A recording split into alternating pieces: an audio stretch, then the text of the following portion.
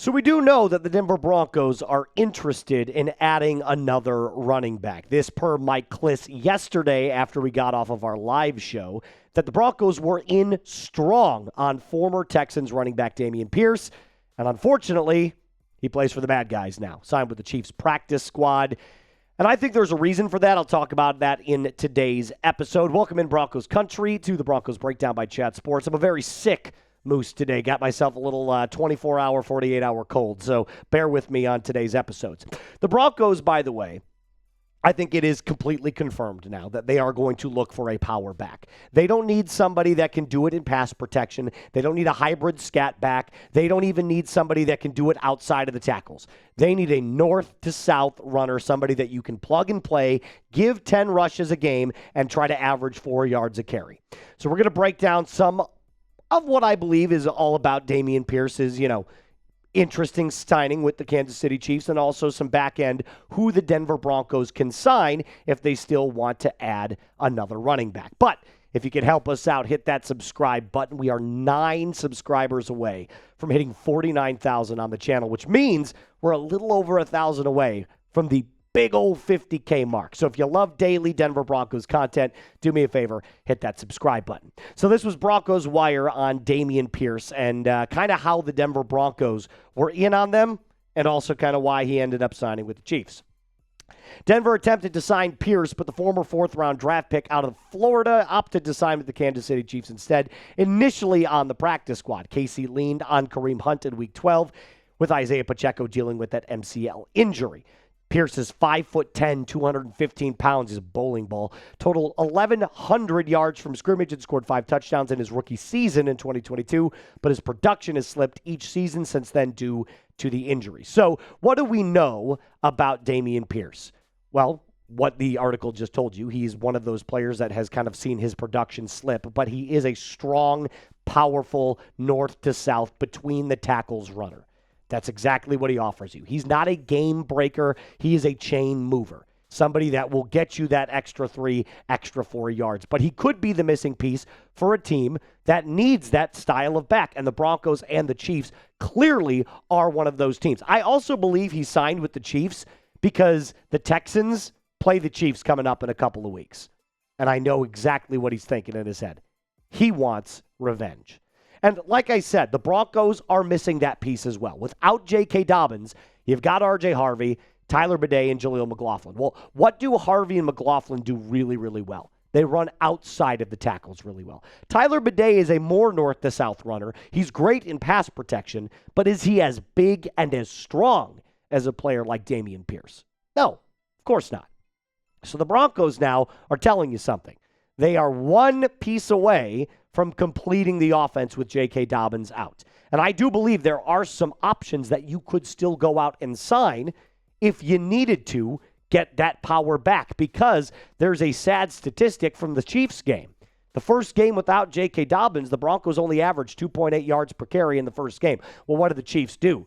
They lined up on the outside. They took away the east to west running. They basically dared R.J. Harvey, Tyler Bidet, and Jaleel McLaughlin to run up the middle. Now, it was good situational running from the Denver Broncos. Like on 2nd and 3, they were able to move the chains. So that's fine. But for a sustainable whole game running offense, it might not do the trick against some of the very best defenses, especially against the run in the NFL. Did you know the top 2 run defenses in the NFL are both teams that you could see in the playoffs? The Patriots and the Jaguars. The Jaguars are the number 1. The Patriots are number 2. So there's clearly an emphasis now, based off of what we've seen from other teams and how they stop the run, what the Broncos are missing in that north-to-south power running game. The Broncos now want to add a running back. So I'm going to type my S for sign. I think they need to. I think they need to go out and add another running back. This is just a rental. This is a player that doesn't even need to be on the team next year, but can they win this year, make a little bit of money, get a ring, and then skedaddle on out of there? I think this is exactly what the next 3 guys that I'm going to mention to you coming up in the back half of this episode, I think they can provide exactly that. They can give the Broncos what they're craving. They can make a little bit of money. They can chase a ring. So I'm going to tell you those 3 names coming up right after I tell you about our friends over at Prize Picks. Takes 30 seconds to make a lineup in case you wanted to know, but on Prize Picks, the episode being brought to you by Prize Picks. Holiday season, best time of the year for sports, bowl games, basketball matchups, playoff pushes. It is all happening all at once. And while you and I are out here making decisions every single day, what gifts to buy, what to eat, what game to watch, there is one place where it feels good to be right. That's Prize Picks. New feature alert. Prize Picks now has early payouts. Even if your lineup gets off to a hot start, you may now have the option to cash out on those winnings before the game even finishes.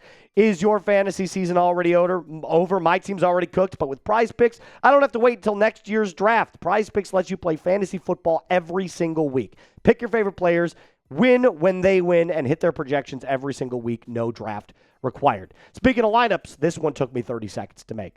Bryce Young, more on the passing yards. Christian McCaffrey, more on the rushing and receiving. And then Ted McMillan, also more on the rushing and receiving touchdowns.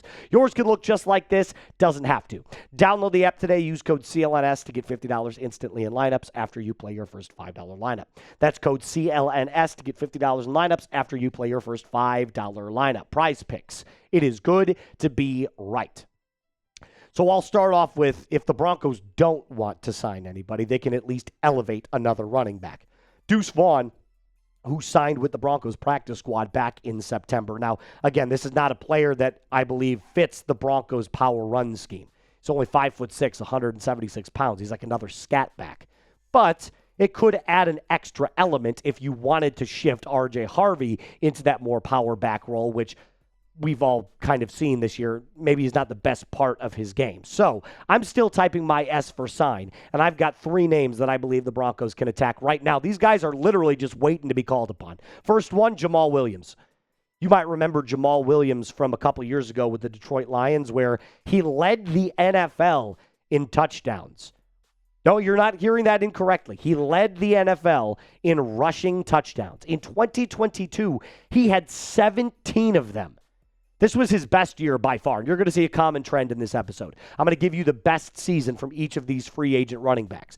262 carries, 4.1 a carry, 17 touchdowns, a little over 1,000 yards rushing. Now, again, not a player that can get it done east to west, but that's not what the Broncos need. He's only spent time, by the way, with a couple of teams. Detroit Lions being probably his best tenure in the NFL. He spent some time earlier on in his career with the Green Bay Packers and the New Orleans Saints as well. But if we're talking about the player that he was at his best with, it was definitely with the Detroit Lions. And this was right before they got really, really good. Something you should need, take 2. Something you need to know.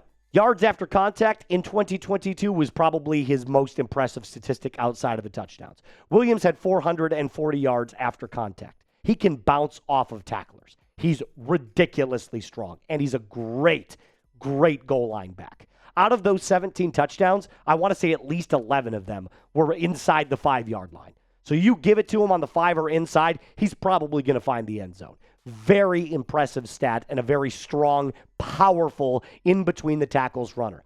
The next one, D'Onta Foreman. And Foreman is probably the most talented one on this list, at least right now. I don't know the reason why he's not on a team. There are a couple of reasons that he's not necessarily fit for the NFL in 2025, given that he's awful in pass protection and he's not really a good receiving back. But what he does do is a plug-and-play, tried-and-true, 3-down carry back. Former teams started his career with the Texans. Best years came with the Carolina Panthers, then more recently with the Chicago Bears and the Cleveland Browns, where he spent the 2024 season. And again, like I told you, I'm going to give you their best season total as a NFL running back. This came in 2022 as well, 203 carries, 914 yards, 5 touchdowns. Interestingly enough, averaged 4.5 yards per carry on a really bad Carolina Panthers offensive line. So now the question becomes, okay, the talent is there. He doesn't give you what you want in pass protection, but what about yards before contact? So under a good offensive line, what could this number look like? Because the Broncos have an excellent offensive line. Well, he averaged 2.5 yards before contact, which is the highest in his career in 2022. So he's got the patience. He's got the field vision. You put him behind the Denver Broncos offensive line, woo, he could make some magic happen for sure. And like I said, he's not a, pass-catching back or a pass-pro back. He would literally have to go in when Bo Nix is under center and just try to get those wide zone scheme runs. The last name, a name that Broncos fans are kind of familiar with, considering you faced them all last year, Gus Edwards. More recently with the Los Angeles Chargers, released before the season started this year. He's only been with 2 teams his entire season, or excuse me, his entire career. Started his career as an undrafted free agent with the Baltimore Ravens, and then more recently with the Los Angeles Chargers. Gus Edwards is probably the guy I want least on this list, but he does have fresh legs. He has had moments where he's been really exceptional, 2023 being his best year. 198 carries, 4.1 a carry, found the end zone 13 times for 810 yards. It's not going to be a guy that breaks the game wide open, but he does move the chains effectively. And I think that's exactly what Broncos fans need to be, admittingly, kind of right now, you have to at least admit that you don't need somebody to have those huge splash plays. You need somebody that's going to move the chains. You need somebody that is going to be able to get you those extra 2 or 3 yards when you need it on 2nd down and 5. Make it 3rd and short or get the first down. So if you had to pick any of the running backs that I just listed before we end today's episode, which one would you pick? Jamal Williams, type JW, Foreman, type DF, or Gus Edwards, type GE. If I had to pick one, I'd type my JWs for Jamal Williams. I think an ability to find the end zone is definitely an underrated characteristic in the NFL. It's something that not every single player is blessed with. So I would give my JWs for Jamal because of how strong and how powerful he is, because that's exactly what the Broncos need. That's going to do it for us on today's episode. A reminder to subscribe to the channel, 9 away from hitting our goal. Like today's video, and as always, Broncos Country, be cool.